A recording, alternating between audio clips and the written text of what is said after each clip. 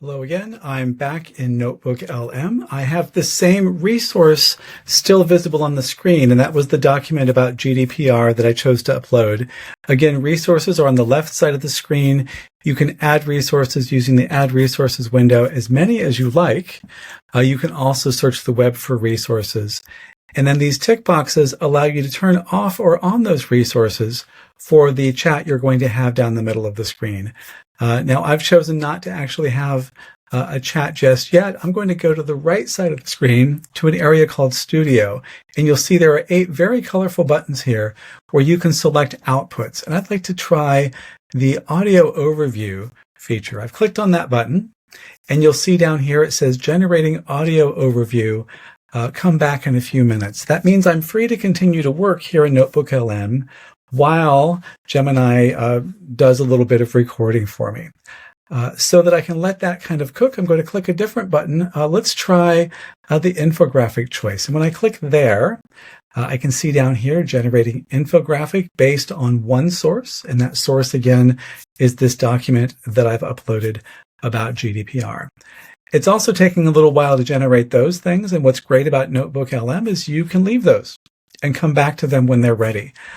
Down here in the center, in the chat area, I can see that there's a place where I can type a question, or I can simply click on one of the buttons. For example, which mechanisms ensure consistent enforcement and oversight of data across the union? It's a very high-level question, but I'll give it a try.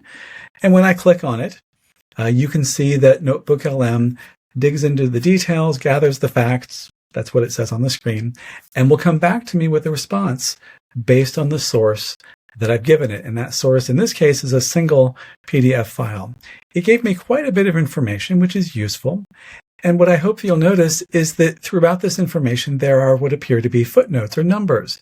Those numbers tell you where in the document you could find the information that it's giving back to me. So it doesn't just guess, it actually uses the sources to give you answers. So if you had a long document or series of documents, thinking academically, things from the IB, thinking admissions-wise, resources that you're receiving from applicants, thinking HR, things that you're receiving from people applying for jobs, thinking in the central offices, documents you're getting from the Dutch government about schools, loading all of those things in here and being able to have an authoritative discussion would be quite useful. Once you've generated an output in that center screen, the chat area, you'll see that you have some buttons here across the bottom. You can save this output, what ChatGPT or Notebook LM has told you, as a note.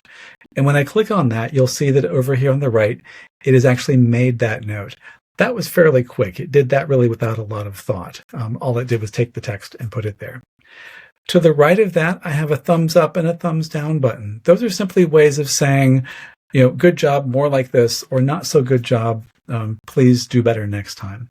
Those are important because that feedback does help train Notebook LM, but it doesn't take up a lot of resources. So you're not consuming a lot in the time it would take to go do those things.